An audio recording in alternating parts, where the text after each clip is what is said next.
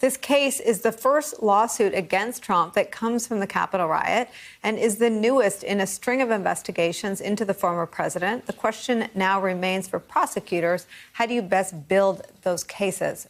Referencing the just completed impeachment trial, our friend Dan Goldman writes in a new op-ed in the Washington Post that finding witnesses isn't the issue for lawyers, but intimidation by Trump and his surrogates is. Goldman writes, witness intimidation was yet again a factor in a proceeding intended to hold Trump accountable for his misconduct. Trump had tried to influence potential witnesses during the special counsel's investigation. He had intimidated witnesses in his first impeachment, and at least one surrogate appeared to be engaged in witness intimidation this time around.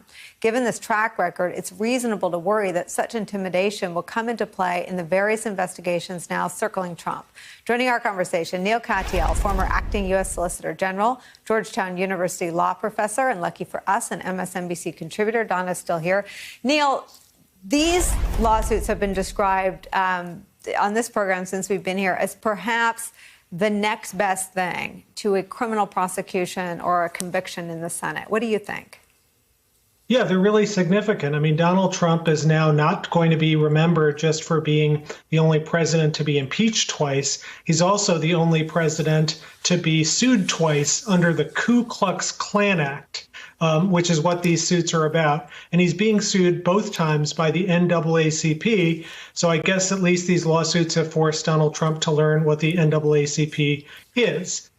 These suits are powerful. The statute goes back to 1871, Nicole, and it prohibits conspiring to prevent federal officials from doing their job, which is what really happened on January 6th. And his minions have already started to float their defense, which was Trump was acting in his official capacity in making all these statements and things like that that was part of his presidential duties, which is the same kind of defense he ran in the Jean Carroll, sex assault case. He basically said attacking a woman who sued him for sexual battery was part of his official duties. It's not a particularly persuasive defense. And so I do think that there's something here legally. And maybe the most important point, Nicole, is I think there's certainly enough to get to discovery and for the lawyers who brought this suit to start to interrogate those around Trump and Trump's, records as to what he said, when he said it, and the like. So they are a clear and present threat to what Donald Trump's legacy is about. Indeed, perhaps, his pocketbook as well. Neal, let me read the New York Times description of what the suit is. And I want to understand from you how important the word conspiring is in this. So let me read it. We'll talk about it on the other side. The lawsuit contends that Trump and Giuliani violated the KKK Act, an 1871 statute that includes protections against violent conspiracies that interfered with Congress's constitutional duties. The suit also names the Proud Boys, the far-right nationalist group, and the Oath Keepers militia group. The legal action accuses Trump, Giuliani, and those two groups of conspiring to incite a riot at the Capitol with the goal of preventing Congress from certifying the election. So much of this happened in public, including Donald Trump calling the Proud Boys to stand by and stand back. He emailed many of the people that were at the rally. And then there's so much contemporaneous video of what the insurrectionists heard from the president's words, including, "We'll march to the Capitol, I will come with you." What more do you need to prove that these groups conspired with Trump and Giuliani?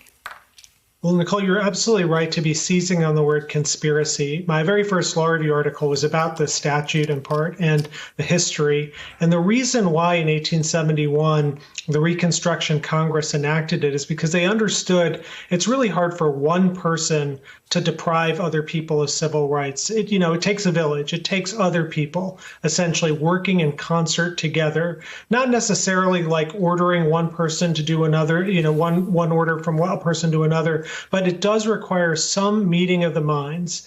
And what this lawsuit paints is really effectively that Donald Trump is engaged with these other folks in a concerted joint effort to prevent the Congress from doing their sacred duty on January 6th of counting the votes. And so it really does kind of fit very much that historical legacy of what that statute was all about. And it shouldn't be lost on anyone. You know, on January 6th, Congress was about to name the first African-American vice president in our nation's history.